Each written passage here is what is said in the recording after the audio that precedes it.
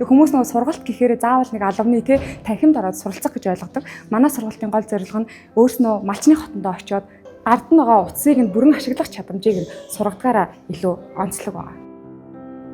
За намайг Лавны бидэг Архангай аймгийн цахим шилжилт үйлчилгээний хэлтээс дахлах мэргэжилтэнгээр ажилладаг. За дижитал элч буюу цахим түүжүүлэг бэлтгэх сургалтанд 2026 оны 1-р сард амжилттай төгссөн байгаа.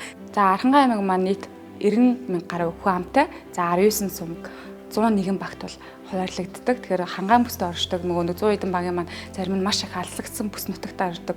Зам бартаа ихтэй.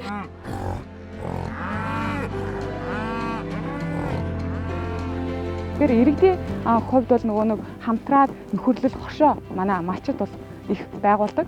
За тэр хошоог байгуулахын тулд өмнө бол бас яадаг гэхээр нөгөө улсын бүртгэл дээр очиод 7-оос 14 хоног зарцуулдаг байсан бол өнөөдөр e-бизнесээр дамжуулаад гар утаснасаа аж ахуйн нэгжийнхаа нэрийг аваад үүсгэн байгуулахаас эхлээд татан буулгах хүртэл бүх процессоо 3-4 хоногийн дотор хүртэл шийдэх юм боломжтой болсон байна. Манай одоо 101 баг бол бүгд 3D, 4D шүлтээндээ хамрагдсан бүгдөө ухаалаг утсыг ашиглаад байгаа. За иргэд ер нь цахим ур чадварт хүрснээрээ нэгт төрийнхөө үйлчлэгийг бид нэр орон зай цаг хугацаа үл хамааран хаанаас ч явах боломжтой болоод байгаа юм.